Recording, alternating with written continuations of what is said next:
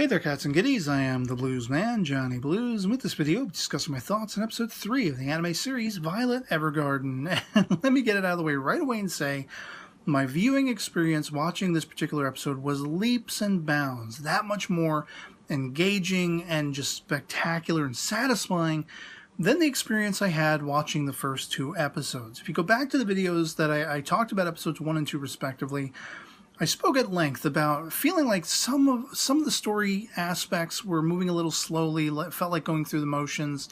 I wasn't particularly attracted to the characterization of Violet, that very robotic, unemotional, sort of aesthetic that we've seen before.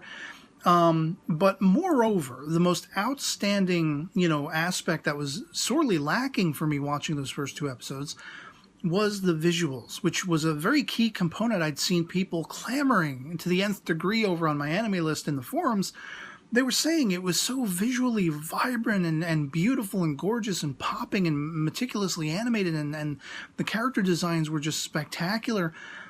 I had a completely different, viewing experience. For whatever reason, as I described, it was like trying to parse through this thick-set haze. All of the visuals were very muddied and muddled. It was like trying to see through a fog or through faded glass. Even during the outdoor, very brightly lit daylight sequences, you could still see there was this, sort of filter over it. And it did not look visually as stunning as I would see people describing. And so, come to find, watching this 3rd episode, for whatever reason, inexplicably, it is just that much better. Those outdoor, brightly lit daylight sequences are visually stunning, do pop. There's a vibrance to them. I do still have the minor gripe of the sort of indoor fatigue, if you will, which is understandable given the date and time, the place setting this is all supposed to be unfolding in. Just coming off of a war, not all of these buildings are going to have, electricity in them, electric lamps and such like that. In fact, during most of the nighttime sequences, we see, sort of candle flame and storm lamps and things like that, or gas-powered lamps, as would be more befitting of the time, you would think, in some of the older buildings. And so it does suffer a little bit from a very, that much more muted sort of color palette, because it's supposed to be the dimly lit indoor setting, or it's the nighttime, that kind of thing. But even with that said, even with that minor gripe, it still looked that much better than what I had experienced watching the first 2 episodes. This episode actually also included something that had been omitted from the first 2 episodes, and that was the OP and ED music and animation. I was very impressed with, the OP of this particular episode, this particular series, but moreover did I find that much more exemplary the ED. I really love the melody of that song, and with the lyrics being, transcribed into subtitles, it carried a weight to it, and I could really see humming that after a couple of times hearing it, watching this show. I can see that becoming an earworm and getting caught in my head and just finding myself humming it, every so often. But the thing that made this viewing experience that much more exemplary was, bar none, second to none, the writing of this particular episode. We are introduced to this character, Luculia, who I kind of wish, I very much get the vibe like she's a 1-episode character, or at least she's a background character where she's very much put into focus in this episode, but we're probably not going to see her in every episode. We might see her making recurring appearances, but I really fell for her character immediately. I really loved the rapport and the interplay going on between she and Violet in this auto memoir doll class setting, and learning about her, her family history. I had already supposed that maybe her parents had, passed on during the one sequence where she's gone home and she looks longingly at their, family portrait. But I felt it really resonated with me what her brother was going through. He, is kind of like the Mr. Roberts, if you've ever seen that 1950s war film. He was dissatisfied that he couldn't sort of go to battle and be the heroic soldier that, he was seeing so many other people around him were having to be, and his family just happens to be on a trip that gets impacted by, this impending looming war. So their lives are taken from, Luculia and her brother. And so it's just them. And for those who don't know much about me or haven't been following my, content for a long time, you may not know that it's kind of a similar situation. There wasn't any impact from war or anything like that, more so health problems, but it's just my sister and I anymore in our lives. We lost our parents early on in life, subsequent grandparents, and most of our relatives. We still have some family, but for the most part, where we live, in the state of Florida, it's just my sister and I, and we're trying to make ends meet and survive together as best we can. So I could really resonatingly, relate to Luculia and her brother's plight. Of course, he's feeling so guilt-ridden that he's begun to wallow, and that's consumed him. He's trying to chase away the pain with alcohol and going to bars and getting into trouble, getting into fights. And there's just so much relatability in that. There's so much pathos to that it was exemplary, to use that word again. I really felt for her character and the interpersonal interplay that was going on there between she and Violet. Whereas she wants to transcribe, per the auto memoir doll class, a letter for Violet, and she tries to write to the boss lady, and everything like that. And I'm assuming, the letter was that much more spit and polished on Luculia's part, whereas we find, because of the limitations, that social ineptability in Violet, she's very brass tacks. She's very militaristic, just the barest minimum, just the facts, ma'am, if you've ever seen Dragnet. Kind of mentality where she approaches. She doesn't know how to communicate feelings and thoughts and emotions. Those feelings, thoughts, and emotions behind the words, behind the dialogue. It's very interesting to me that she gets such exemplary grades when it comes to vocabulary. She knows the words. She knows what they mean. And the speed at typing on the typewriter and everything like that. And with all these skills, with all these militaristic skills as a warrior and everything like that, as a weapon, how she can be still so lacking in those social, quantifiable things, feelings and emotions and thoughts, and what is behind them, that relatability and everything like that. And in this episode, because she was able to bound off Luculia, I found it that much more palatable. I found it that much more engaging. I was that much more intrigued by it. Especially when you reach the sort of pseudo turning point, a double impact turning point where, number one, Luculia brings her up to the top of the bell tower. And she calls back on her commanding officers, wishing that she would have that vibrance, that humanity in her life to overlook the beauty of a town or a vista, over a horizon, and she taps into that. But then you also have the aspect of Violet, for lack of really getting fulfillment, of failing, getting the brooch that is, the signifier of successfully completing the class. She returns back to where the class was held, and there is Luculia waiting for her. And she's like, every time we had to do this, writing a letter, every time we paired up and everything like that, every letter, subsequently, you would ask about this commanding officer. So why not write to him? Why not just write a letter to him directly? What would you say, about your feelings and everything like that? And of course, they do this dramatic edit where I had assumed she was going to pour her heart out, and we would be flabbergasted and mind blown at how in sync she got with her emotions all of a sudden. But no.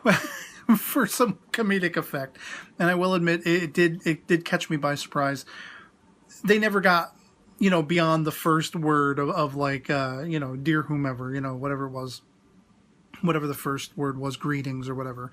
And she's got that social ineptability, so she doesn't understand the feelings and emotions to begin with, let alone vocalizing that, linguistically putting that into a quantifiable state, what that all means, what words, what form and function of the dialogue, of the vocabulary can equate those feelings and emotions. She doesn't get it. She doesn't understand that.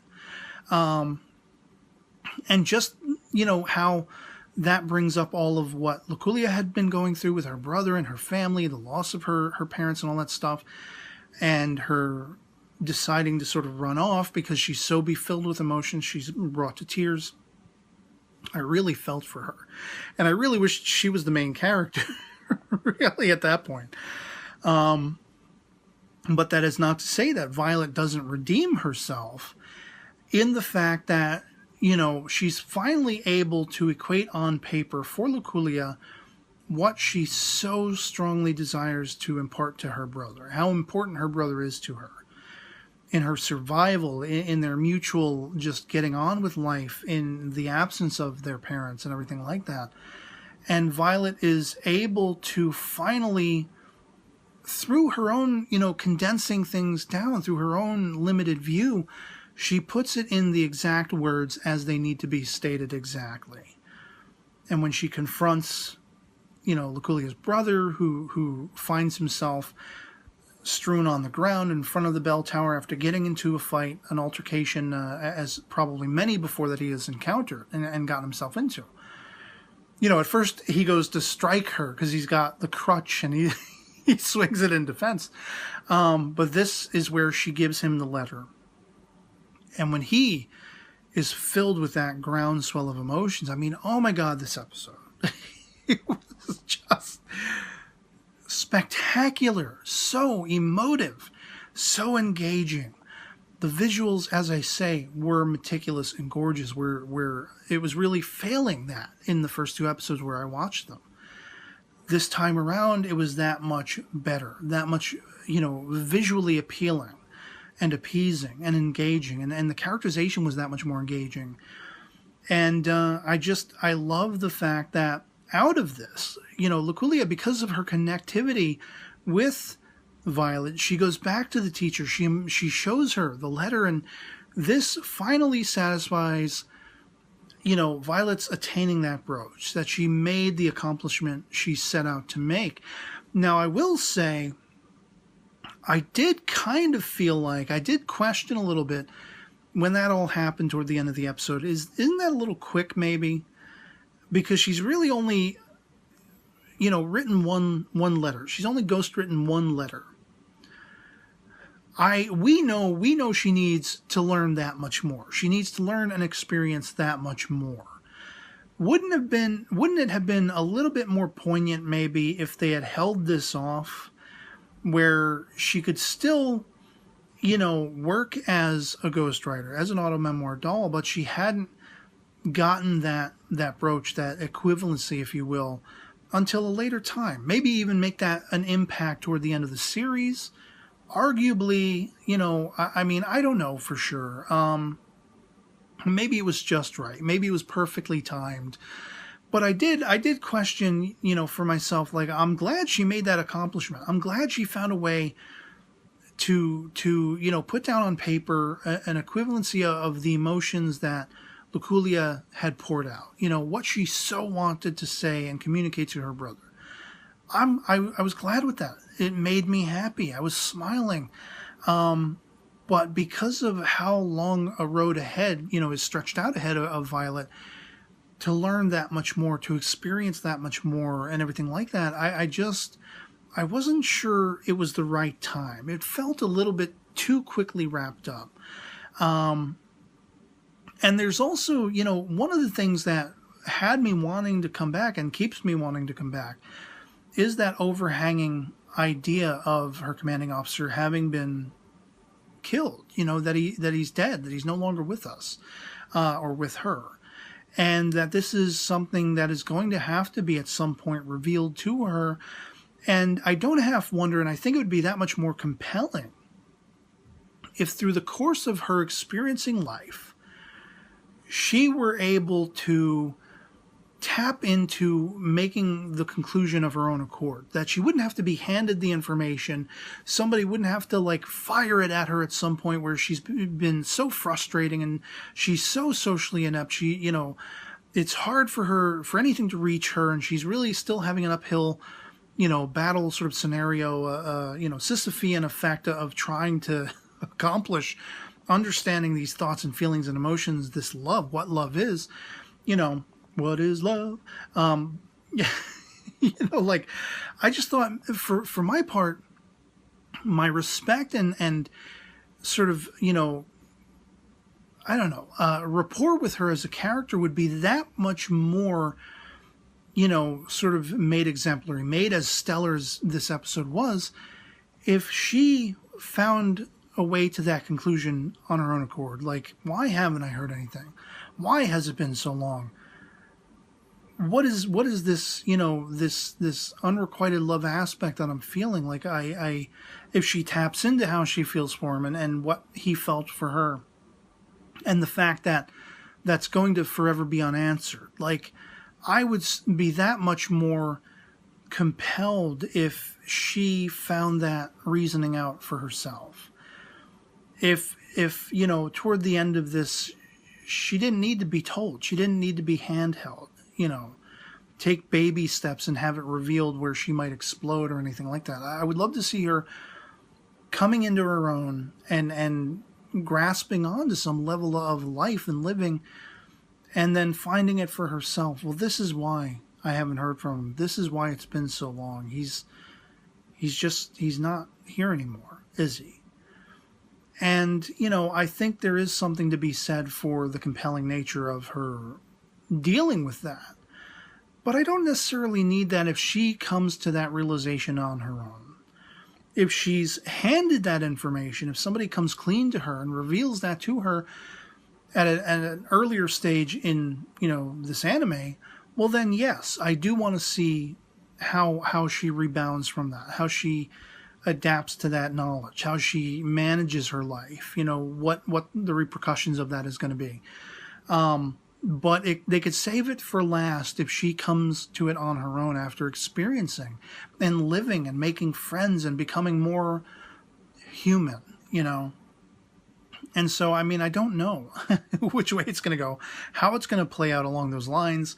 But as I said at the start of this video, this third episode, inexplicably, I don't know what the reasoning is, but it was that much better. It was that much more meticulous and gorgeous and spectacular looking. The writing was exemplary. And I just got the impression, like, Luculia is probably like a background character. She's not going to be one of the main cast. She's not going to be recurring in every episode. I do wish and hope and pray that she will return to the story from time to time, because I was, immediately sort of transfixed with her character and felt such a connectivity to her, such a relatability to her, a likability, surrounding her that in the first two episodes, at least, Violet as a character was lacking for me. And that's poor showing if she's going to be the main focus titular character. In this episode, her connectivity, her interactions with Luculia made her suddenly start to become an interesting character, a more relatable, likable character for me. And so yeah, that's really all I have to say on episode 3 of Violet Evergarden. I'd love to hear from you guys in the comments below if you've seen it as well, what your take on the episode was. Maybe you didn't have any of the problems with the aesthetics and the muddled animation and character designs and all that stuff as I outlined in the first two episodes in my viewing experience of them. But, whether you did or you didn't, if you've seen this third episode, if you saw the OP and the ED, which of those do you like? Do you like them both? How were the visuals where you saw this? Were they that much better? Were they still muddied and muddled? And how did you feel about the overall pacing and characterization and story of this episode? I would be, by and large, surprised, even for the people who, like me, had a poor experience watching those first two episodes. Objectively speaking, without any sort of rhyme or reason of pent-up, preconceptions or going in wanting to hate on this, I would be very surprised if you didn't have that much better experience as I did watching this episode. And if you just had a great experience watching it overall, if that's how it's been for you from the get-go. So yeah, otherwise, that'll be pretty much it for me on this. Hope this video finds you well. I'll catch you all later. Peace.